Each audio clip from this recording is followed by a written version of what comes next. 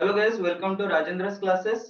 जैसे कि आप सभी को पता है कि पैंडेमिक के वजह से हमारा यहाँ पे बच्चों का पढ़ाई में कोई तकलीफ ना हो, इसलिए मेरे एक छोटा सा प्रयास है क्लास 10th के बच्चों को मैथ्स पढ़ाने के लिए।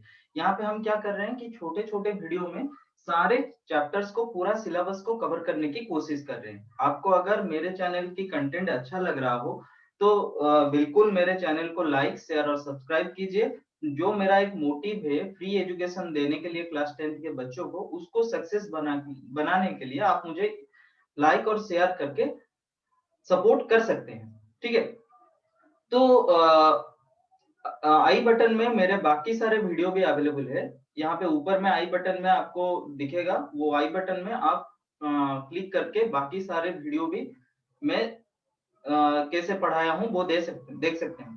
तो जैसे कि रियल नंबर खत्म हो चुका है, अभी ट्रिगोनोमेट्री चल रहा है, तो रियल नंबर का पूरा कंटेंट आप वहां से देख सकते हैं।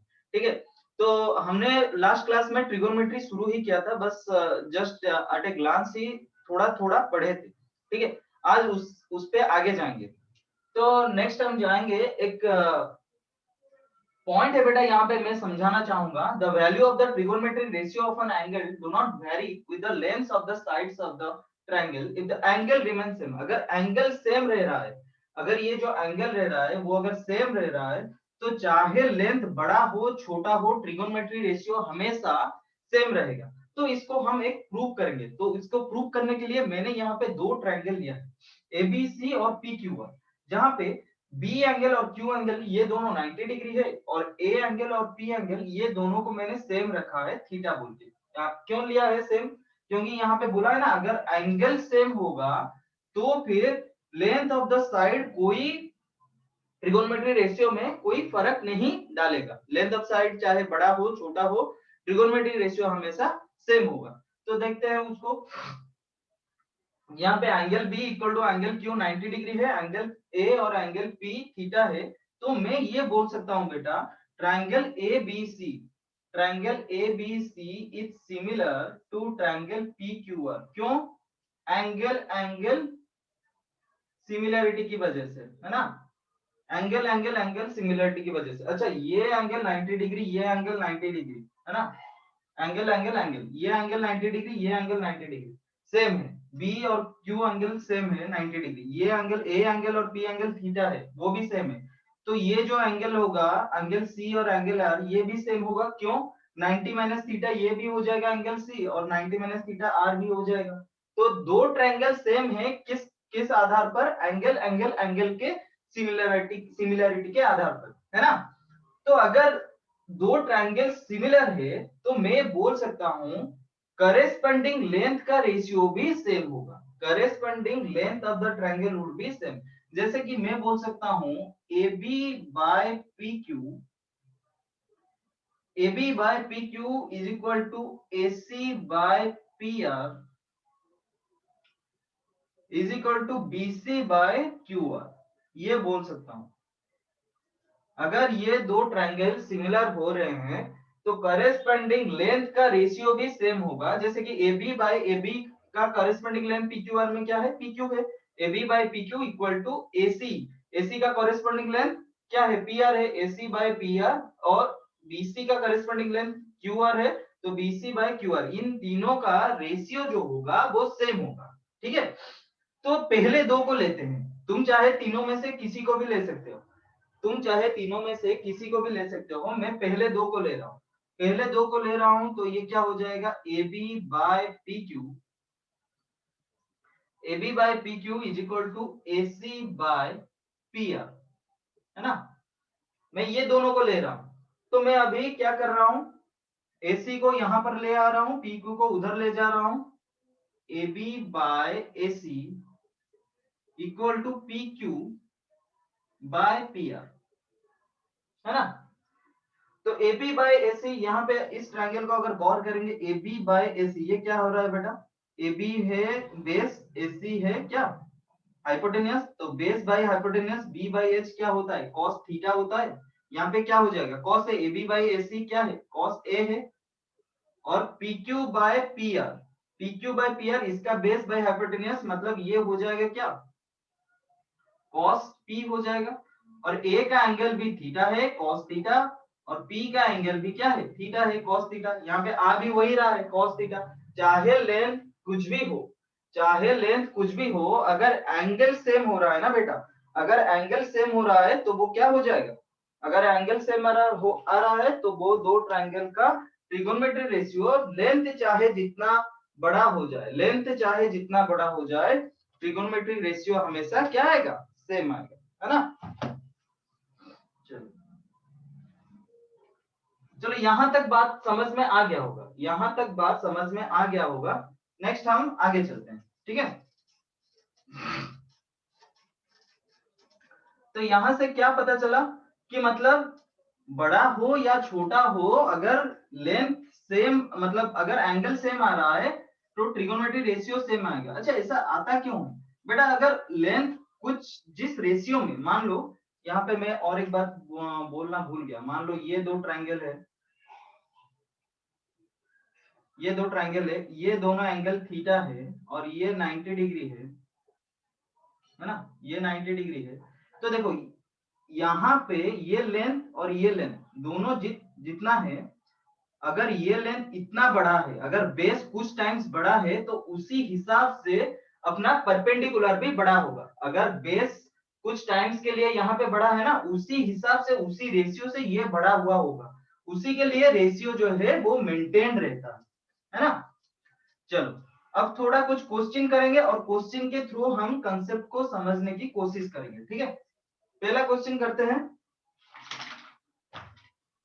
तो पहला क्वेश्चन है, इन्हें एबीसी, इन्हें triangle ABC right angle at B, AB equal to, अच्छा हाँ, तो right angle at B, ABC एक ट्रायंगल है ए बी सी, जो कि राइट एंगल एट बी है, बी पर 90 डिग्री है, और क्या दिया है, AB is equal to 24 centimetre. AB जो दिया है वो 24 सेंटीमीटर दिया है, BC जो दिया है वो 7 सेंटीमीटर दिया है, और पूछा क्या है बेटा, साइन A निकालना है, कॉस A निकालना है, साइन C निकालना है, और कॉस C निकालना है ना।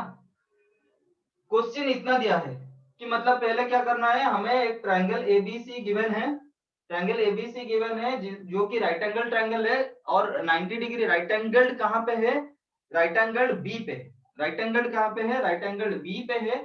एबी का लेंथ 24 दिया है, बीसी का लेंथ 7 सेंटीमीटर दिया है, और साइन ए कॉस से, साइन सी कॉस सी निकालना है। देखो मैंने हमेशा बोला था जो एंगल निकालना है उसी को हमेशा, जो एंगल के रिस्पेक्ट में तुम्हें ट्रिगोनोमेट्री रेशियो निकाल रहे हो, उसी एंगल को हमेशा बेस में लाना है। तो यहाँ पे बेस में कौन सा एंगल है बेटा, यहाँ पे बेस में एंगल सी है, ठीक है। हमें इसको ऐसे ही रहने देते हैं क्योंकि हमें निकालना है साइन सी कॉस सी, तो उसके लिए हम इसको भी ऐसे रखने देते हैं। लेकिन हमें साइन ए कॉस भी तो निकालना है, तो मैं क्या कर रहा हूँ, ये ट्रायंगल को, ये वाला ट्रायंगल को एंटी क्लॉकवाइज रोटेट कर रहा हूँ 90 डिग्री, एंटी क्लॉकवाइज रोटेट कर रहा हूँ 90 डिग्री। तो वो ट्रायंगल कुछ ऐसा दिखेगा बेटा, कुछ ऐसा दिखेगा। दोनों ट्रायंगल सेम है, दोनों के दोनों ट्रायंगल सेम है, बस मैंने क्या किया, उसको रोटेट कर दिया 90 डिग्री एंटी क्लॉकवाइज। तो ये वाला एंगल हो जाएगा बी, ये ए और ये सी, और हमें दिया क्या है 24A 24 सेंटीमीटर दिया है, और BC दिया है 7 सेंटीमीटर। अच्छा चाहे साइन ए के लिए निकालो या फिर साइन सी के लिए निकालो, साइन ए निकालो या फिर साइन सी निकालो, दोनों में हाइपोटेनियस निकालने की जरूरत है, दोनों में हाइपोटेनियस निकालने की जरूरत है। तो पहला हमारा काम क्या है बेटा, पहला हमारा काम ये है कि हम हाइपोटेनियस निकालें, पहला हमारा काम ये है कि हम हाइपोटेनियस निकालें। तो कैसे निकालेंगे, पाइथागोरस थ्योरम यूज करेंगे।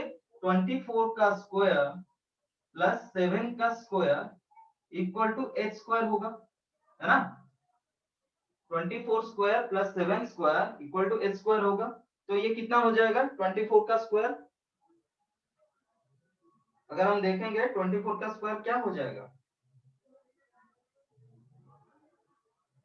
24 का स्क्वायर हो जाता है 576, प्लस ये क्या हो जाता है 7 का स्क्वायर, ये हो जाता है 49, ये क्या हो जाता है 49। और इन दोनों को अगर हम ऐड कर लेंगे तो ये निकल के आता है 625। क्या निकल के आता है? 625। ठीक है, 625 ये होता है एच स्क्वायर, तो 625 का रूट ओवर हो जाएगा एच, तो एच कितना हो जाएगा? प्लस माइनस 25 होगा क्या? तो क्योंकि माइनस 25 का स्क्वायर भी तो 625 होता है, तो यहाँ पे मैं लिख दूं प्लस माइनस 25? नहीं बेटा, यहाँ पे मैं क्या लिखूंगा? प्लस 25। माइनस क्यों नहीं लिख सकता? कोई ट्रायंगल का आर्म कभी नेगेटिव हो सकता है क्या? कोई आर्म कभी नेगेटिव हो सकता है क्या? आर्म का लेंथ कभी नेगेटिव हो सकता है क्या? नहीं हो सकता है। तो यहाँ पे सिर्फ एच कितना आएगा? 25 सेंटीमीटर आएगा। तो हमारा एच आ गया कितना? 25 सेंटीमीटर, है ना। दोनों ट्रायंगल सेम है, तो एसी का लेंथ मैंने निकाल दिया कि एसी हो जाएगा 25 सेंटीमीटर। अभी क्या करना है? साइन ए निकालना है। साइन ए के लिए क्या है? मैंने फॉर्मूला बताया था। साइन ए के लिए कौन सा ट्रायंगल देखना है? पहले देखो, साइन ए कॉस ए के लिए कौन सा ट्रायंगल देखना है? ये वाला ट्रायंगल। क्यों? यहाँ पे एंगल ए जो है यहाँ पे बेस में है, तो ये वाला ट्रायंगल हम देखेंगे। ये वाला किसके लिए देखेंगे? साइन सी और कॉस सी वहां पे है ना, सी के लिए निकाल रहे हैं, तो एंगल सी जहां पे बेस में होगा, ये ट्रायंगल में एंगल सी बेस में है, तो साइन सी कॉस सी निकालने के लिए ये वाला ट्रायंगल देखेंगे। तो साइन ए अगर निकालेंगे, साइन ए का फॉर्मूला मैंने क्या बोला था? P by H, perpendicular by hypotenuse. तो परपेंडिकुलर यहाँ पे कितना है? 7 है, तो 7 बाय हाइपोटेन्यूज कितना है? 25। ये हो गया 7 बाय 25, ये हो गया अपना साइन ए का वैल्यू। नेक्स्ट क्या पूछा है? Cos A. कॉस ए मैंने क्या बोला था? देखो कॉस ए है ना, ए के लिए ये ट्रायंगल कॉस ए के लिए मैंने क्या बोला था? कॉस ए के लिए b by H, base by hypotenuse. अच्छा, बेस यहाँ पर कितना है? 24 है, हाइपोटेन्यूज कितना है? 25 है, तो हमारा हो गया sine A equal to 7 by 25 और कॉस ए इक्वल टू कितना हो गया? 24 बाय 25। सिमिलरली हम साइन सी और कॉस सी का अगर निकालेंगे तो ये वाला ट्रायंगल को यूज करेंगे। क्यों? यहाँ पे एंगल सी बेस में है, यहाँ पर एंगल सी बेस में है, तो यहाँ पे मैं अगर साइन सी निकालूंगा, यहाँ पे मैं साइन सी निकालूंगा, साइन सी क्या होगा? Perpendicular by hypotenuse. यहाँ पे परपेंडिकुलर कितना है बेटा? यहाँ पे परपेंडिकुलर 24 है, 24 डिवाइडेड बाय हाइपोटेन्यूज कितना है? 25 है ना। फिर अगर मैं cos c निकालूंगा, cos c निकालूंगा तो कितना होगा? Base by hypotenuse. यहाँ पर बेस कितना है? 7 है, और हाइपोटेन्यूज कितना है? 25 है, तो अपना निकल के कितना आ गया? cos c का वैल्यू 7 बाय 25। समझ में आ गया ये क्वेश्चन? कुछ भी नहीं था इस क्वेश्चन में, बहुत ही आसान सा क्वेश्चन था, है ना। चलो आगे चलते हैं। फिर ये क्वेश्चन अगर तुम्हें समझ में आ गया होगा, नेक्स्ट क्वेश्चन की ओर चलते हैं, है ना। अगर तुम इसका स्क्रीनशॉट लेना चाहते हो तो यहाँ पे वीडियो पॉज करके एक ले सकते हो, ठीक है। चलो, वैसे ये एक्सरसाइज का ही क्वेश्चन है बेटा, एक्सरसाइज का। नेक्स्ट देखते हैं, और एक क्वेश्चन करते हैं। कुछ 2-3 क्वेश्चन कर लेंगे तो तुम्हारा भी थोड़ा कॉन्फिडेंस बिल्डअप हो जाएगा, फिर हम आगे की कोर्स के ओर चलेंगे, ठीक है। तो नेक्स्ट क्वेश्चन भी कुछ इसी तरीके का क्वेश्चन एक मैं करवाता हूं, ताकि तुम्हारा इस तरीके का क्वेश्चन में थोड़ा क्या हो जाएगा? कॉन्फिडेंस बिल्डअप हो जाएगा। तो नेक्स्ट क्वेश्चन क्या है बेटा? एक ट्रायंगल दिया है पी क्यू आर, एक ट्रायंगल दिया है पी क्यू आर, जिसमें क्या दिया है? ये Q जो है वो 90 डिग्री दिया है, PQ का लेंथ दिया है 12 सेंटीमीटर, PR का लेंथ दिया है 13 सेंटीमीटर, और पूछा क्या है कि फाइंड, पूछा है tan P minus cot R निकालना है। tan P minus cot R तुमको निकालना है, ठीक है। क्वेश्चन ये पूछा है कि मतलब ये ट्रायंगल दिया है, तुम्हें tan P और cot R, tan P minus cot R निकालना है। तो पहले क्या करना है? पहले कुछ भी हो जाए, पहले ये ट्रायंगल को तो कंप्लीट करेंगे। क्यों? अच्छा, ये वाला जो ट्रायंगल दिया है वो किसके लिए दिया है? विद बेसिस टू R दिया है, तो हम कॉट आर यहां से निकाल सकते हैं, हम कॉट आर यहां से निकाल सकते हैं ये ट्रायंगल से। लेकिन tan P के लिए हमें क्या करना पड़ेगा? एंगल P को बेस में लाना पड़ेगा, एंगल P को बेस में लाना पड़ेगा। उसी से हम मतलब देखो, बिना बेस में लाए तुम कर सकते हो, लेकिन अभी शुरुआती तौर पे तुम सीख रहे हो, तो इसी के लिए मैं तुमको प्रैक्टिस कर रहा हूं कि पहले तुम बेस में ले आओ, फिर प्रैक्टिस दो, मतलब अच्छे से प्रैक्टिस हो जाने के बाद तुम अपने आप खुद से ही करने लगोगे, उसका कोई जरूरत नहीं है फिर से लाने के लिए, मतलब बेस को लाओ फिर करो, उसका कोई जरूरत नहीं है। अभी के लिए तुम ऐसा ही करना है तुम्हें, ठीक है। तो मैं क्या करूंगा, इसको रोटेट कर दूंगा 90 डिग्री एंटी क्लॉकवाइज, तो कुछ ऐसा, ये ऐसा कुछ दिखेगा, ठीक है। अगर ऐसा दिखेगा तो ये P, ये Q और ये R हो जाएगा। और ये PQ कितना दिया है, PQ दिया है 12 सेंटीमीटर, PR दिया है 13 सेंटीमीटर, और ये एंगल 90 डिग्री दिया है, और ये अपना एंगल P है ना। तो दोनों केस में हमें QR निकालना पड़ेगा। QR कैसे निकालेंगे, पाइथागोरस थ्योरम अप्लाई कर देंगे, सिंपल है। तो पाइथागोरस थ्योरम के हिसाब से QR कितना हो जाएगा बेटा, जैसे कि हमारा PQ square plus QR square equal to PR square, यही होता है पाइथागोरस थ्योरम, है ना। Pythagoras theorem p square plus b square equal to h square, तो pq square plus qr square equal to pr square. तो pq का value दिया है 12, तो 12 का स्क्वायर हो जाएगा 12 का square plus qr square equal to pr square, pr दिया है 13, 13 का स्क्वायर, तो ये हो जाएगा 144 प्लस qr स्क्वायर, ये हो जाएगा 169। तो इस साइड में 144 लाके सब्ट्रैक्ट कर लोगे तो ये हो जाएगा 25। तो QR कितना हो जाएगा, QR हो जाएगा रूट ओवर ऑफ 25 प्लस 5 लेना है, क्योंकि माइनस कभी लेंथ नहीं आ सकता। तो QR कितना हो जाएगा, 5 सेंटीमीटर हो जाएगा। QR कितना हो जाएगा, 5 सेंटीमीटर हो जाएगा। हो गया, हो गया ना। अभी देखते हैं tan P और cot R। tan P कैसे निकालेंगे, tan P के लिए हमें एंगल P जो बेस में होगा वो वाला ट्रायंगल को हम देखेंगे। तो tan P मतलब tan का कोई भी, मतलब मैंने क्या बोला था, tan थीटा के लिए P बाय B है ना, परपेंडिकुलर बाय बेस। तो परपेंडिकुलर कितना है यहाँ पर 5 सेंटीमीटर है, तो 5 डिवाइडेड बाय बेस कितना है 12 सेंटीमीटर है, तो 12। तो अपना tan P कितना निकल के आ गया 5/12, 5/12। नेक्स्ट क्या दिया है cot R। cot R के लिए हम कहां पे देखेंगे, cot R यहाँ पे जहां पे R एंगल बेस में होगा उसी को देखेंगे। तो एंगल R बेस में यहाँ पे है, तो ये ट्रायंगल को देखेंगे। cot R के लिए हमें क्या करना है, मैंने बोला था सिर्फ तीनों चीज को याद रखना है, साइन cos और tan को। तो cot के लिए हम क्या कर सकते हैं 1/10 कर सकते हैं। तो cot R को मैं लिख सकता हूँ 1/10 R। और tan R क्या होता है P/B। tan R होता है tan ऑफ समथिंग, ये क्या होता है P/B के रेशियो। तो यहाँ पे P कितना है, यहाँ पे P है 12, सॉरी हाँ यहाँ पे P कितना है, यहाँ पे P है 12 और B कितना है 5, 1 डिवाइडेड बाय 12/5। तो इसका रेसिप्रोकल हो जाएगा, इसका रेसिप्रोकल हो जाएगा, मतलब क्या हो जाएगा cot R का वैल्यू कितना हो जाएगा 5/12 हो जाएगा, है ना। cot R का वही वैल्यू 5/12 होगा, tan P का भी वैल्यू 5/12 आया था, तो इसका आंसर क्या हो जाएगा बेटा, tan P 5/12 minus cot R 5/12, दोनों के दोनों सब्ट्रैक्ट हो जाएंगे, तो आंसर कितना आ जाएगा 0 आ जाएगा। तो ये वाला क्वेश्चन भी तुम्हारा एक्सरसाइज का था, होप ये वाला समझ में आ गया होगा। नेक्स्ट जो टाइप का क्वेश्चन है बेटा, बहुत ही मतलब समझने की कोशिश करना। नेक्स्ट जो टाइप का, अच्छा यहाँ पे अगर तुम ये क्वेश्चन को मतलब स्क्रीनशॉट लेना चाहते हो तो स्क्रीनशॉट ले लेना, ठीक है, ठीक है। नेक्स्ट क्वेश्चन करते हैं कि नेक्स्ट है आई थिंक, हाँ नेक्स्ट क्वेश्चन करते हैं। नेक्स्ट जो क्वेश्चन है वो वाला बहुत इंपॉर्टेंट है बेटा, गौर से देखना, समझने की कोशिश करना, ठीक है, समझने की कोशिश करना मैं क्या समझा रहा हूं, उससे तुम्हें मतलब बिल्कुल समझ में आ जाएगा। उतना मतलब मुश्किल नहीं है ये जो टॉपिक, ये चैप्टर जो अभी चल रहा है, बहुत ही आसान सा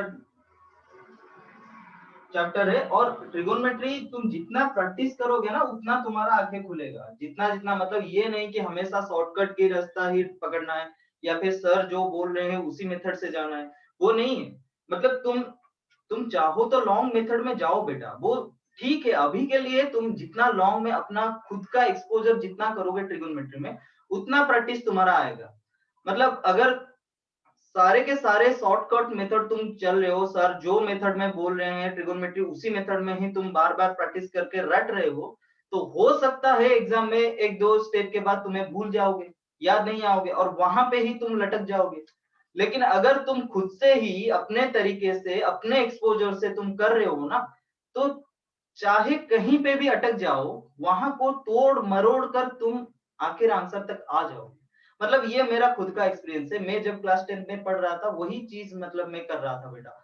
मतलब सारे बच्चे एक तरीके से मतलब कर रहे थे जो सर बोल रहे थे, मैं अपना खुद से ही प्रैक्टिस कर रहा था।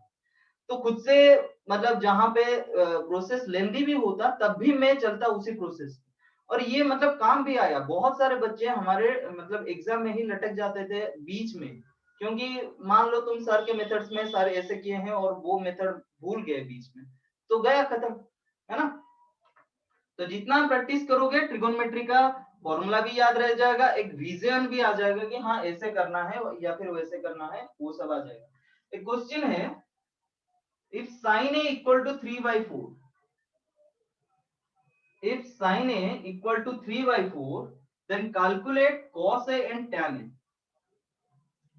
sin a का वैल्यू दिया है, हमें निकालना क्या है, calculate cos a and tan a। चलो देखो, ये वाला पहला क्वेश्चन को मैं थोड़ा अच्छे से समझाऊंगा, फिर इस तरीके का जितने भी क्वेश्चन आएगा मैं थोड़ा शॉर्ट में बताऊंगा, ये वाला अच्छे से समझाऊंगा, और यहां से तुम्हें बाकी जो क्वेश्चन आएगा उसको थोड़ा शॉर्ट में मैं समझाऊंगा। देखो, साइन ए इक्वल टू 3/4, अच्छा साइन ए 3/4, और हम मतलब कुछ एंगल ए, कोई एक ट्रायंगल होगा एबीसी ऐसे करके, है ना, एक एबीसी करके ट्रायंगल होगा, और यहाँ पे एंगल ए के हिसाब से ले रहे हैं, तो मैं अभी एंगल ए को बेस में रखा हुआ हूँ। और साइन ए का वैल्यू क्या होता है बेटा, साइन ए जो भी मतलब साइन ए का वैल्यू यहाँ पे गिवन है 3/4, लेकिन हम क्या लेते हैं, sine A equal to P by H, है ना, हम लेते हैं पी बाई एच। अच्छा, ये ट्रायंगल में ये बेस है, ये परपेंडिकुलर है और ये हाइपोटेन्यूस है ना, ये वाला बेस है, ये वाला परपेंडिकुलर है और ये वाला हाइपोटेनियस है कि नहीं। तो sine A equal to P by H, तो p by H equal to 3/4, तो मैं p को बोल सकता हूं 3, h को बोल सकता हूं 4। ये बोलूं क्या, नहीं बेटा, यहाँ पे मैं p को 3 के लूंगा, h को 4 के लूंगा, जहां पर k इज एनी कांस्टेंट। तुम पूछोगे सर क्या गलत होता अगर मैं 3, 4 ही ले लेता, के लेने की क्या जरूरत थी, है ना, के लेने की क्या जरूरत था, हम 3, 4 ही ले लेते, तब भी वो आंसर आ जाता, तब भी आंसर आ जाता। लेकिन ये एक ही सिचुएशन नहीं है, मान लो p का वैल्यू 6 हो, h का वैल्यू 8 हो, इसका रेशियो तब भी निकालोगे, तब भी इसका रेशियो 3/4 आएगा, है ना। मान लो 9/12, p का वैल्यू 9 ले लेते, h का वैल्यू 12 ले लेते, तो तब भी इसको अगर तुम डिवाइड करते जाओगे, मतलब कट करते जाओगे, सिंप्लीफाई कर दोगे, तो ये भी 3/4 आता। तो k का वैल्यू जब 1 होता है तो ये 3/4 होता है ना। k का वैल्यू जब 1 होता है, p equal to 3, h equal to 4, k का वैल्यू जब 2 होता है तो 6, 8, k का वैल्यू 3 होता है तो 9, 12। चाहे k का वैल्यू जितना हो, हमेशा जो रेशियो जो होगा वो 3/4 ही आएगा। अभी तो पढ़े थे ना हम, अगर एंगल सेम है, लेंथ चाहे कितना भी हो जाए, तो हमेशा ट्रिगोनोमेट्री रेशियो सेम आता है, हमेशा ट्रिगोनोमेट्री जो रेशियो है वो सेम आता है। तो देखो, ये के हमें लेना पड़ेगा, अगर के 1 लेते हैं तो 3, 4 आता है, के 2 लेता है तो 6, 8, तभी भी रेशियो 3/4 आएगा, के अगर 3 लेते हैं तब भी रेशियो 3/4 आएगा, लेकिन उसका वैल्यू क्या हो जाएगा, 9, 12, है ना। तो हम हमेशा 3 के और 4 के लेके करेंगे, है ना। p बाई एच, अच्छा p 3 के है और h 4 के है। अच्छा, तो फिर b का वैल्यू कैसे निकालेंगे, पाइथागोरस थ्योरम के हिसाब से p square plus b square equal to क्या होता है, h स्क्वायर होता है। दैट इंप्लाइज p का वैल्यू कितना है, 3k का whole square plus b square equal to h कितना है, 4k का होल स्क्वायर, है ना। तो p 3k का square 9k square plus b square equal to 16k square, तो b स्क्वायर कितना हो जाएगा, 7k² हो जाएगा, और b कितना हो जाएगा, b is equal to √7k हो जाएगा। b इज इक्वल टू कितना हो जाएगा, √7k हो जाएगा। अच्छा b अगर मिल गया, मतलब ये हमें मिल गया, ये हो गया हमारा √7k, p हमें पता था 3k, और h हमें पता था 4k। तो हम cos a tan a निकाल सकते हैं ना। cos a tan a कैसे निकालेंगे, cos a क्या हो जाएगा, cos a equal to b by h। b कितना है, b कितना है, √7 है, √7k डिवाइडेड बाय h कितना है, 4k। तो देखो यहाँ पे k कैंसिल हो जाएगा, एंड लास्ट में √7/4। तो k इसलिए लेते हैं बेटा, मतलब वो तो कैंसिल हो ही जाएगा, k जो है वो कैंसिल हो जाएगा, लेकिन रियल लाइफ प्रैक्टिकल एग्जाम्पल में सिर्फ 3 और 4 में तो नहीं होता ना, जो साइन a 3/4 होता, सिर्फ 3 4 इसमें तो नहीं होता, 6 8 के लिए भी होता, 9 12 के लिए भी होता, वही रेशियो होता ना। साइन का रेशियो वही वाला 6 8 के लिए भी 3/4 आता, 9 12 के लिए भी 3/4 आता, इसलिए मैंने k ले लिया, ठीक है। और tan a हम निकालेंगे, tan a का वैल्यू कितना है, tan a equal to p/h होता है। तो p कितना है यहाँ पर, सॉरी p/b होता है, tan कितना होता है, p/b, tan होता है p/b, तो 3k/√7k, 3k/√7k, तो ये निकल के आ जाएगा 3/√7।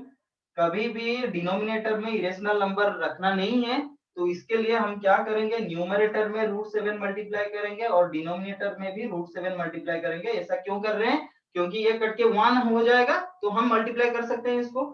तो अगर डिनोमिनेटर में √7 इंटू √7 करते हैं तो वो 7 आता है, और न्यूमरेटर में आता है 3√7। तो tan a का वैल्यू कितना आ गया, 3√7/7। समझ में आया नहीं आया, समझ में आ गया। ऐसा क्वेश्चन और 2 3 क्वेश्चन है, तुम खुद से ट्राई करना, अगर नहीं होगा तो मुझे बिल्कुल बताना, क्लास में ही इसको हम डिस्कस कर लेंगे, ठीक है।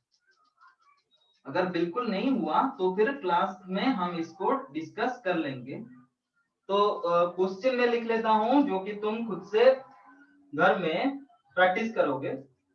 क्या क्या क्वेश्चन है, एक क्वेश्चन ये है, एक 15 cot a equal to 8 given है, find all other trigonometry ratio, बाकी जितने ट्रिगोनोमेट्री रेशियो है, जैसे sine A, cos A, tan A, sec A, cosec A, ये सारे के सारे इसी से निकालना है। कैसे करना है, 15 cot a इक्वल टू 8, मतलब cot a कितना हो जाएगा, 8/15, है ना। अच्छा cot a अगर 8/15, तो tan a क्या हो जाएगा, tan a इक्वल टू 15/8 हो जाएगा ना, उसका रेसिप्रोकल। क्यों, cot a जो होता है वो 1/tan a होता है। आज cot a equal to 1/tan a, तो tan a उसका रेसिप्रोकल हो जाएगा ना, 15/8। तो tan a होता है क्या, p/b। तो let p is equal to 15k, b is equal to 8k। तो h निकाल सकते हो ना, h is equal to Pythagoras theorem के हिसाब से p² प्लस b² का रूट ओवर, मतलब 15 का स्क्वायर 225, 15k के स्क्वायर 225k² प्लस 8k का होल स्क्वायर 64k², निकाल सकते हो। तो ये कितना आ जाएगा, रूट ओवर ऑफ 982 289k², तो ये आ जाएगा 17k, है ना। ये 17k आ जाएगा, तो अपना ट्रायंगल मिल गया ना, PBH। तो ये P कितना निकल के आया था, P था 15k, B था 8k, और H अपना आया 17k। ए बी सी ऐसे कुछ ट्रायंगल होगा, या इसके लिए हम निकाल रहे थे, तो बाकी का सारा निकाल लेना। साइन ए क्या हो जाएगा, साइन ए 15/17, 15k/17k। कॉस क्या हो जाएगा, कॉस क्या हो जाएगा, बेस बाय हाइपोटेनस 8k/17k। फिर tan क्या हो जाएगा, 15k/8k, वो तो हमने निकाल लिया था, tan a 15/8। अच्छा sign A cos A tan ए निकल गया, कॉट ए दिया है, सेक ए क्या हो जाएगा 1/cos ए, है ना। 1/cos ए मतलब क्या हो जाएगा, 17/8 हो जाएगा। सेक ए गया, कोसेक ए क्या हो जाएगा, कोसेक ए हो जाएगा 1/sin ए। sin ए क्या निकला था 15/17, तो कोसेक क्या हो जाएगा 17/15। समझ में आया। एक और क्वेश्चन करते हैं।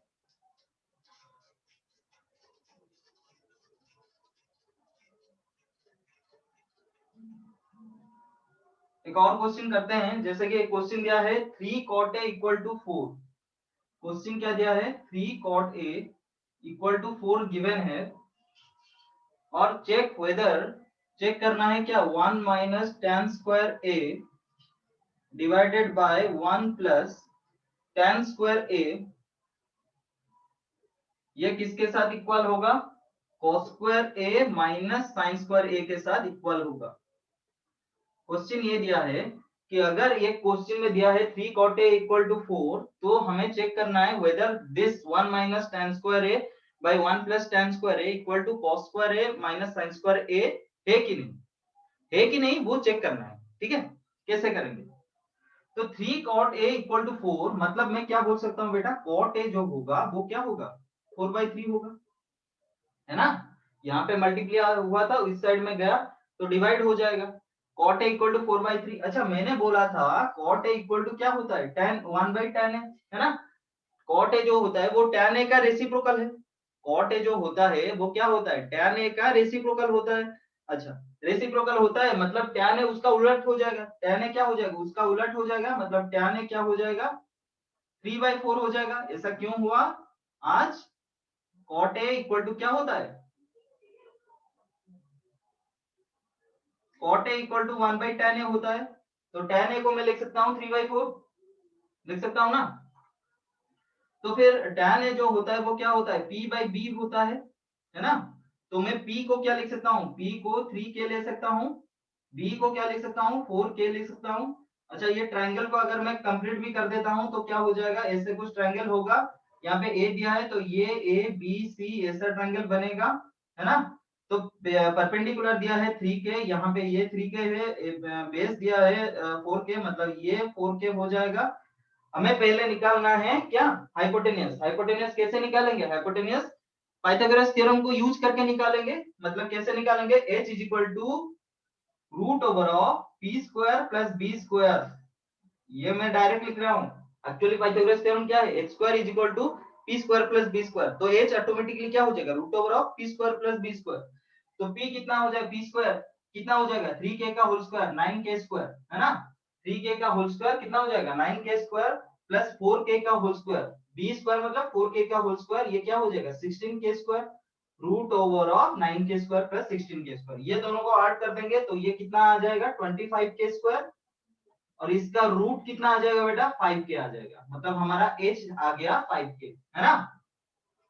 ये जरूरी था करना, ये जरूरी था करना। अच्छा पहले एलएचएस को हम देखते हैं, यहाँ पे दो चीज है, दोनों का आंसर सेम होता है कि नहीं हमें चेक करना है। तो पहले हम एलएचएस एक साइड में लेंगे, एक साइड में आरएचएस लेंगे, अगर दोनों का वैल्यू सेम होता है फाइनली हम बोल देंगे हाँ ये सेम है, अगर नहीं होता है तो हम बोल देंगे नहीं सेम नहीं है। तो एलएचएस इक्वल टू आरएचएस अगर होता है तो लिख लेंगे, अगर नहीं होता है तब भी हम लिख लेंगे। तो हम देखते हैं कि एलएचएस हम निकालते हैं, 1 माइनस tan स्क्वायर है ना, 1 माइनस tan स्क्वायर एक minute, 1 minus tan square divided by 1 plus tan square, 1 minus tan square divided by 1 plus tan square. तो tan a का वैल्यू कितना होगा बेटा, tan a है p/b, p/b मतलब पहले हम देख लेते हैं tan a कितना आ रहा है, tan a equal to p/b, p/b मतलब कितना आ रहा है, p/b मतलब 3k/4k, 3k/4k, तो ये आ जाएगा 3/4, है ना। tan a ये आ जाएगा 3/4, तो 1 माइनस tan स्क्वायर है 1 माइनस 3/4 का whole square divided by 1 plus 3/4 का होल स्क्वायर, tan के जगह tan स्क्वायर ए का मतलब tan a का होल स्क्वायर। अच्छा ये मैंने बोलना भूल गया, है ना, tan स्क्वायर a एक्चुअली क्या होता है, tan a का होल स्क्वायर, वैसे sin a का sin स्क्वायर a जो होता है वो sin a का whole square, cos square a जो होता है वो cos a का होल स्क्वायर। अच्छा और एक गौर करने वाली चीज यहाँ पे, मतलब मैं बताया नहीं हूं तो यहाँ पे ही बता देता हूँ, देखो साइन स्क्वायर a जो होता है वो साइन a का होल स्क्वायर होता है, साइन एक यहाँ पे लिख देता हूँ, देखो यहाँ पे एक बक्सा करके लिख लेता हूँ, देखो साइन a का होल स्क्वायर को तुम लिख सकते हो शॉर्ट में साइन स्क्वायर है, ये अपना कन्वीनियंस के लिए हम लिखते हैं, साइन ए का होल स्क्वायर जो होता है साइन स्क्वायर है, हम अपने कन्वीनियंस के लिए लिखते हैं। लेकिन इसका मतलब ये नहीं तुम ये बोलोगे कि सर साइन ए का इनवर्स, इनवर्स भी एक पावर होता है ना, टू द पावर -1, साइन ए का इनवर्स जो होगा वो साइन इनवर्स ए हो जाएगा। दोनों गलत है बेटा, ये मैथमेटिक्स में थोड़ा कुछ एक्सेप्शन रहता है, जैसे कि साइन ए का इनवर्स साइन इनवर्स ए नहीं होता है, ठीक है, वो दूसरी एक्सप्रेशन है, वो जो कि तुम हायर क्लास में पढ़ोगे। इसके अलावा कोई भी पावर हो, चाहे साइन ए का होल क्यू होगा तो साइन क्यू ए तुम बोल सकते हो, साइन ए का होल फोर्थ होगा तो साइन फोर्थ ए तुम बोल सकते हो, सारे के सारे बोल सकते हो, ठीक है। तो यहाँ पे क्या हो जाएगा, 1 माइनस tan स्क्वायर है, 1 माइनस tan स्क्वायर है मतलब tan ए का होल स्क्वायर, tan ए का वैल्यू 3/4 है तो 3/4 का स्क्वायर बाय 1 प्लस 3/4 का स्क्वायर, तो ये कितना हो जाएगा 1 माइनस 9/16 डिवाइडेड बाय 1 प्लस 9/16। तो अगर एलसीएम ले लेंगे तो ऊपर में भी 16 आ जाएगा, 16 माइनस 9 डिवाइडेड बाय 16 प्लस 9/16, तो ये कितना निकल के आ रहा है 16 माइनस 9, ये कितना हो जाएगा 7/16 डिवाइडेड बाय 16 प्लस 9 25/16। तो रेसिप्रोकल के साथ मल्टीप्लाई करेंगे, रेसिप्रोकल के साथ अगर मल्टीप्लाई करेंगे तो क्या आ जाएगा 7/16 into 16/25, 16 will be cancelled out, so the answer will be 7/25, है ना। आंसर क्या निकल के आ रहा है 7/25। तो 1 plus 1 minus tan square A by 1 plus tan square A, ये आंसर क्या निकल के आया 7/25। ये आंसर कैसे निकाला तो हमने कर दिया ना, तो ये आंसर कैसे निकल के आया 7/25, कैसे निकल के आया हमने यहाँ पे कर दिया, है ना। नेक्स्ट हम देखेंगे cos स्क्वायर ए माइनस sin स्क्वायर ए, cos स्क्वायर ए माइनस sin स्क्वायर ए कैसे निकालेंगे, वही आरएचएस है, ये मैं मिटा रहा हूं। अगर तुम्हें ये चाहिए कैसे करके, थोड़ा बैक जाके इसका स्क्रीनशॉट ले लेना, ठीक है। तो नेक्स्ट आरएचएस में क्या है, आरएचएस में है cos स्क्वायर ए माइनस sin स्क्वायर ए, है ना। तो जो cos स्क्वायर ए इसको मैं लिख सकता हूं cos ए का स्क्वायर, sin स्क्वायर ए को मैं लिख सकता हूं sin ए का स्क्वायर, है ना।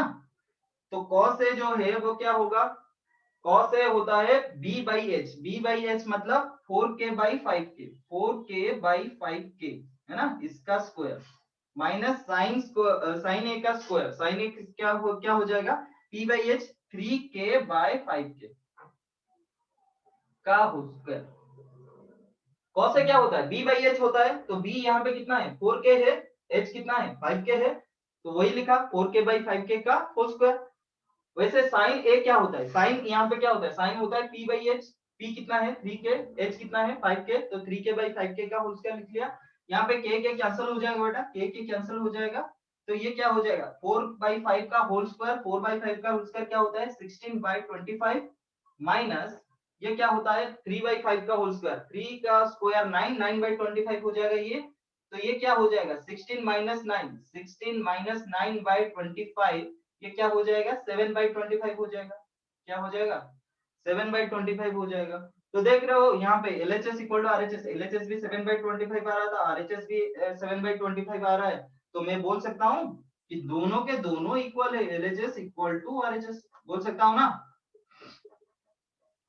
कुछ भी नहीं है, अगर कुछ क्वेश्चन ऐसे दिया रहेगा पहले उसको ट्रायंगल में कन्वर्ट कर लो, अगर ऐसे कुछ भी क्वेश्चन दिया रहेगा उसको पहला क्या है अटेंड, मतलब अप्रोच कैसा होना चाहिए ऐसे क्वेश्चन में, पहले ट्रायंगल में दिखा लो पी बी के एच दिखा लो, और जो पी बी का रेशियो जो भी रेशियो लिया है, चाहे पी बाई बी हो, पी बाई एच हो, बी बाई एच हो, सारे के सारों को क्या लेना है के फॉर्म में ले लेना है, के फॉर्म में ले लेना है, के फॉर्म में ले लेना है, मतलब कोई एक कांस्टेंट के मल्टीप्लाई कर लो 3k 4k 5k, क्यों, क्योंकि के का वैल्यू कुछ भी होने के के का वैल्यू चाहे कुछ भी हो वो रेशियो वही आएगा, है ना, के का वैल्यू चाहे 1 हो 2 हो 3 हो 4 हो कुछ भी हो वो रेशियो वही आएगा, है ना। तो के फॉर्म में ले लेने के बाद तुम ये सब ऐसे करके सारे क्वेश्चन को सॉल्व कर सकते हो। मैंने तो लगभग सारे क्वेश्चन करवा दिया है, और एक क्वेश्चन है जिसको मैं करवाता हूँ, उसके बाद ये क्लास खत्म करेंगे, नेक्स्ट क्लास में हम आगे जाएंगे, ठीक है। बस एक ही क्वेश्चन मैं करवाऊंगा, गौर से देखना बेटा, इंपॉर्टेंट है, ये तुम्हारा एक्सरसाइज का ही क्वेश्चन है, ठीक है।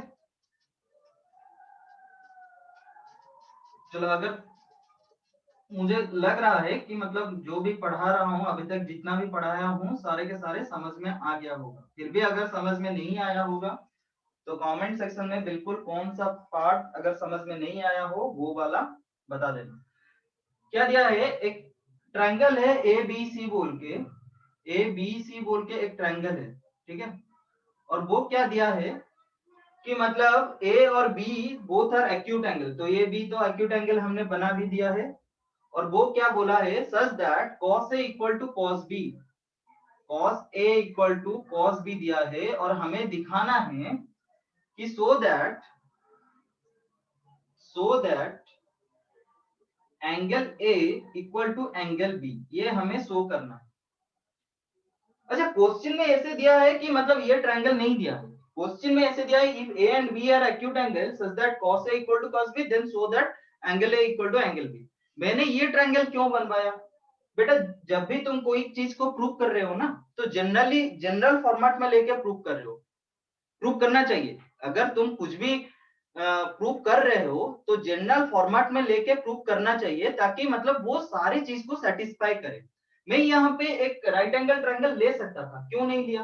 राइट एंगल ट्रायंगल ले लेता तो आसानी से मैं इसको प्रूव कर लेता, उसमें कोई बड़ी बात नहीं है। लेकिन मैं ये दिखाना चाहता हूँ कोई एक ऐसे ही कोई एक ट्रायंगल को, अगर उसका तीनों एंगल एक्यूट है, जिसमें ए और बी दोनों एक्यूट एंगल है, अगर वो ट्रायंगल में अगर मैं लेके ये प्रूव कर दूं, वहां पे cos a cos b equal होने के कारण अगर ये वाला मैं प्रूव कर दूं a इक्वल टू b, तब राइट एंगल ट्रायंगल में तो वैसे ही तुम बना सकते हो, राइट एंगल ट्रायंगल बना के ऐसे ही तुम बना सकते हो।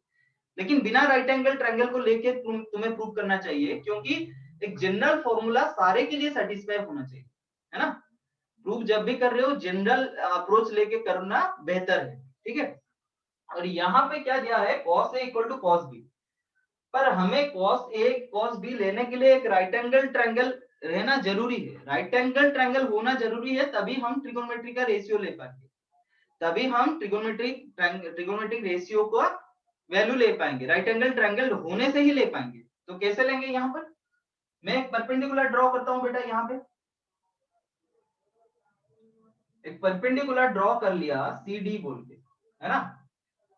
सी डी बोल के एक परपेंडिकुलर ड्रॉ कर लिया, तो यहां पर देखो एंगल एडीसी भी एक राइट एंगल ट्रायंगल है, एंगल डीबीसी भी एक राइट एंगल ट्रायंगल है ना। अच्छा, अगर मैं ट्रायंगल एडीसी में देखूं, cos a का वैल्यू कितना होता है बेटा, एंगल cos है ना, वो एंगल एडीसी ट्रायंगल अगर मैं देखूं वो कुछ इस तरीके से दिखेगा। देखो ये थोड़ा सीधा होगा, हाँ, ए बी सी कुछ ऐसा दिखेगा ना। और cos सॉरी सॉरी सॉरी, इसको तो मैं a को बेस में लेना है ना, क्योंकि cos a निकालना है तो a को बेस में लेना है, a को बेस में लेना है तो कुछ ऐसे दिखेगा a d c। तो cos a का वैल्यू कितना हो जाएगा, ad बाई ac। क्यों? क्योंकि b बाई h होता है। cos a का वैल्यू cos ऑफ एंगल क्या होता है, b by h, base by hypotenuse. तो यहाँ पे बेस कितना है, ad है, ad डिवाइडेड बाय हाइपोटेन्यूज कितना है, AC है, हाइपोटेन्यूज कितना है, AC है। वैसे ही अगर मैं ट्रायंगल BDC को देखूं, ट्रायंगल BDC को और cos B के लिए BDC को अगर मैं ड्रॉ करूं, कुछ इस तरीके से दिखेगा BDC। देखो गौर से देखो, ये B है, ये D है, ये C है, कुछ इस तरीके से दिखेगा।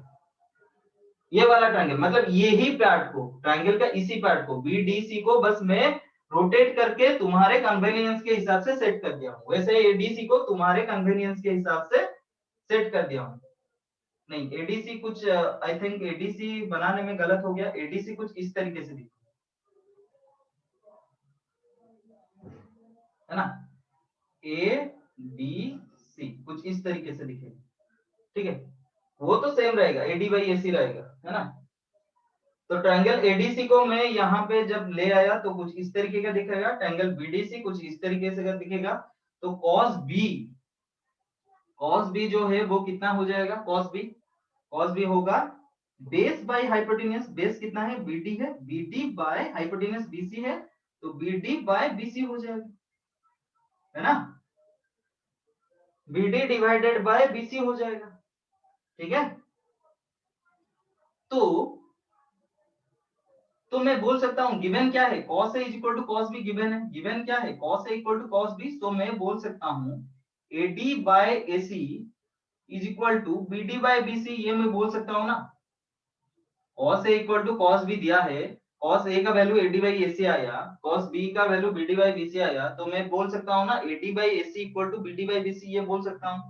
अच्छा, अभी मैं क्या कर रहा हूं, BD को इस साइड में ले रहा हूं, AD divided by BD equal to AC को उस साइड ले रहा हूं, AC बाय BC। ऐसा मैंने क्यों कर रहा हूं, ताकि सिमिलर ट्रायंगल के कांसेप्ट कुछ लगा सकूं शायद। नहीं, इसको मैं क्या करूंगा, एक ही ट्रायंगल को, देखो तुम आगे समझ में आ जाएगा क्यों मैंने ऐसे किया, AD बाई BD मैंने क्यों किया, आगे समझ में आ जाएगा। AD by BD equal to AC by BC, suppose let this value, जो भी रेशियो आएगा इन दोनों का, suppose that value is K, let इन दोनों का रेशियो अगर सेम आ रहा है, कुछ तो वैल्यू आएगा, 2 3 4 5 6 7, कुछ तो नंबर आएगा, उसी नंबर को मैं अज्यूम कर रहा हूं that number is K, let that number is K, ठीक है। तो फिर मैं बोल सकता हूं ना AD by BD is equal to K, AD by BD is equal to K and AC by BC is equal to K, दोनों के लिए सेम है। तो मैं बोल सकता हूं AD is equal to K into BD और AC is equal to K into BC, ये बोल सकता हूं, है कि नहीं, ये बोल सकता हूं, ठीक है। देखिए दोनों ट्रायंगल में CD जो है वो कॉमन है, दोनों ट्रायंगल में CD कॉमन है, और यहाँ पे इस ट्रायंगल के लिए ADC के लिए मैं अगर CD निकालूंगा, पाइथागोरस थ्योरम के हिसाब से क्या होता है actually, AD square plus CD square is equal to AC square होता है। दैट इंप्लाइज मैं बोल सकता हूं CD स्क्वायर जो है वो क्या हो जाएगा, AC square minus AD square, है ना। और AC का वैल्यू कितना है,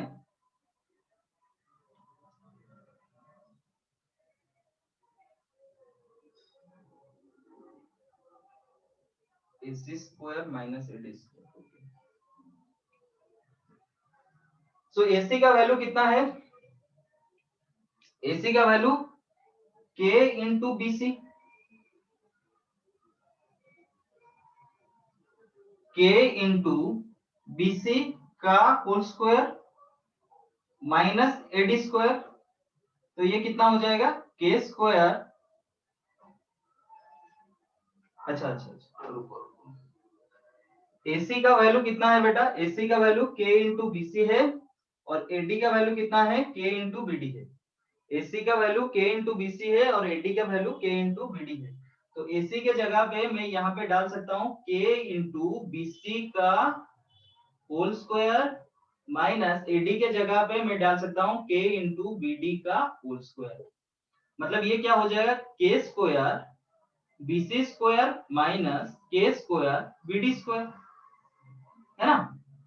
इस ट्रायंगल के हिसाब से CD का स्क्वायर क्या निकला, K square BC square minus K square BD square. उसी तरीके से ये ट्रायंगल के लिए क्या निकलेगा, ये ट्रायंगल में भी उस तरीके से अगर करेंगे, CD square plus BD square equal to BC square, that implies CD square क्या हो जाएगा, CD स्क्वायर हो जाएगा BC square minus BD square, ये हो जाएगा, है ना। तो BC क्या है यहाँ पर, BC को BC ही रहने देते हैं और BD को BD ही रहने देते हैं, तो CD स्क्वायर इक्वल टू क्या आ गया, BC square minus BD square. अच्छा, ये जो CD है ना, दोनों एक ही ट्रायंगल का, CD जो है, ये जो दो ट्रायंगल है ADC और BDC, दोनों एक ही ट्रायंगल का पार्ट है, ABC ट्रायंगल का पार्ट है, तो CD दोनों में ही सेम है, सेम होना चाहिए ना। CD का वैल्यू जो भी आएगा वो एक ही वैल्यू आएगा ना, मान लो 10 आया, 12 आया, 15 आया, जो भी आएगा वो एक ही वैल्यू आएगा, डिफरेंट तो नहीं आएगा, है ना।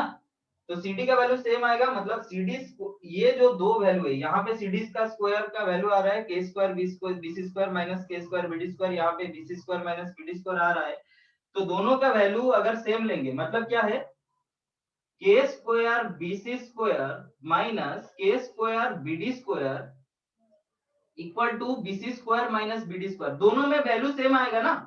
जो भी CD का वैल्यू आएगा वो एक ही वैल्यू आएगा, जो भी CD का वैल्यू आएगा वो एक ही वैल्यू आएगा। ऐसा तो नहीं कि मतलब इसके लिए 5 आ गया, इसके लिए 7 आ गया, नहीं हो सकता ना वैसा, एक ही ट्रायंगल का ही पार्ट है तो एक ही वैल्यू आएगा CD का वैल्यू। तो ये जो दोनों है, ये दोनों, ये CD का वैल्यू, ये दोनों, ये वाला पार्ट और ये वाला पार्ट दोनों सेम होना चाहिए, है ना? तो वही मैंने लिखा है। और ये दो पार्ट में अगर मैं के स्क्वायर को कॉमन लेता हूं, के स्क्वायर इक्वल टू क्या हो जाएगा, BC square minus BD square equal to BC square divided by BD square. और ये BC square by BD square को उधर में अगर जाके, यहाँ पे मल्टीप्लाई हुआ है, उधर जाके मैं अगर डिवाइड करता हूं तो के स्क्वायर का वैल्यू कितना आ जाएगा, के स्क्वायर का वैल्यू 1 आ जाएगा और उससे के का वैल्यू प्लस माइनस 1, यहाँ पे 1 ही लेंगे, प्लस 1 लेंगे, यहाँ पे प्लस लेंगे क्योंकि रेशियो कभी भी नेगेटिव में नहीं आ सकता। रेशियो AD बाई BD हमने के लिया था, AC बाई BC के लिया था, वो कभी नेगेटिव में नहीं आ सकता क्योंकि ये दोनों आर्म का रेशियो कभी नेगेटिव नहीं आ सकता। अच्छा, के का वैल्यू 1 आ गया, इसका मतलब क्या है, के का वैल्यू 1 आ गया मतलब AD बाई BD हमने के लिया था, मतलब AD by BD is equal to 1 and AC by BC equal to 1, है ना? हमने ये दोनों को के लिया था ना, AD by BD equal to 1, AC by BC equal to 1। AD by BD का हमें जरूरत नहीं है, हमें चाहिए AC बाई BC। तो AC बाई BC जो हुआ वो 1 हो गया, AC by BC equal to 1 आ गया, मतलब क्या हो गया बेटा, AC इक्वल टू BC हो गया, that implies AC is equal to क्या हो गया, BC हो गया। अच्छा, AC इक्वल टू BC हो गया मतलब एक ट्रायंगल का अगर दो साइड इक्वल हो गए, AC इक्वल टू BC हो गया, अगर एक ट्रायंगल का दोनों साइड इक्वल हो गए तो उसके ऑपोजिट सामने वाला जो एंगल होगा वो भी इक्वल होगा। इसका मतलब क्या होगा, अगर AC इक्वल टू BC हो गया that implies angle A should be equal to angle B, है ना? अगर AC इक्वल टू BC हो गया तो angle A should be equal to angle B, और यही हमें प्रूव करना था, जो कि प्रूव हो गया, हेंस प्रूव्ड, यही प्रूव करना था हमें। क्या प्रूव करना था, अगर कोई एक ट्रायंगल ABC में जहां पे AB जो दो है एक्यूट एंगल है और cos A equal to cos B होगा, तो उसी ट्रायंगल में हमें प्रूव करना था कि एंगल A और एंगल B दोनों इक्वल होंगे। तो देखो हमने ये प्रूव कर लिया यहाँ से, है ना? और मैंने ये बोला कि मैं इसको एक्यूट ट्रायंगल क्यों लिया, राइट एंगल ट्रायंगल ले लेता तो ऐसा ही हो जाता बहुत आसानी से, लेकिन हमें हमेशा एक जनरल अप्रोच में जाना चाहिए। तो जनरल अप्रोच में अगर हम प्रूव कर लेते हैं तो सारे के लिए वो वैलिड हो जाता है। तो जनरल अप्रोच में प्रूव करने के लिए मैंने क्या किया, यहाँ पर एक एक्यूट ट्रायंगल लिया और वहां पे परपेंडिकुलर ड्रॉ करके इसको प्रूव करें, है ना? तो देख लो एक बार, और एक बार अगर तुम चाहो तो देख लो, ठीक है? यहाँ पे ये दोनों CD स्क्वायर, ये दोनों को इक्वल करके मैं इसको क्यों काट दिया, के स्क्वायर इक्वल टू 1, ये इसके साथ मल्टीप्लाई हुआ है तो उस साइड में जाएगा तो डिवाइड हो जाएगा, तो के स्क्वायर इक्वल टू 1 आ जाएगा, के इक्वल टू 1 आ जाएगा। के हमने लिया था AD by BD, AC by BC दोनों को के लिया था, AC बाई BC में हमें जरूरत है, AD बाई BD से कुछ नहीं मिलेगा, तो हमने AC by BC, AC equal to BC करके प्रूव कर दिया। होप आज का जो भी पढ़ाई था वो समझ में आ गया है, आ गया होगा, ठीक है? आज के लिए इतना ही पढ़ेंगे बेटा। अगर मेरा फिर भी मतलब पढ़ने में जो भी आज का टॉपिक हमने डिस्कस किया उसमें कोई मतलब तुम्हें दिक्कत आया हो तो तुम कमेंट सेक्शन में जरूर बता देना।